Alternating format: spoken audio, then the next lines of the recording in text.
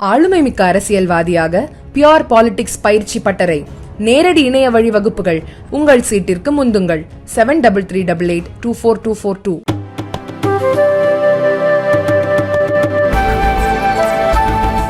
PSG தொழில்நுட்ப கல்லூரியில் நடந்த நிகழ்ச்சியில் தமிழக ஆளுநர் RN ரவி கலந்து கொண்டார்.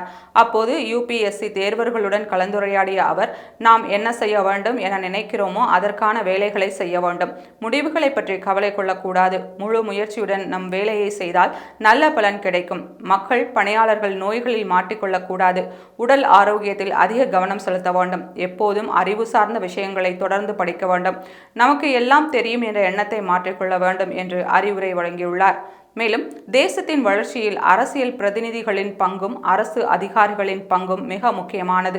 மக்களின் குறைகளை கேட்டு அறியவும் அவர்களுக்கான கொள்கைகளை வகுக்கவும் பொறுப்புணர்வோடு செயல்பட வேண்டிய கடமை அவர்களுக்கு இருக்கிறது. குறிப்பாக கிராமப்புற மற்றும் பின்தங்கிய பகுதிகளில் இருந்து அதிக எண்ணிக்கையில் சிவில் சர்வீஸ் தேர்வுகளை எழுதி இளைஞர்கள் தேர்ச்சி பெற வேண்டும்.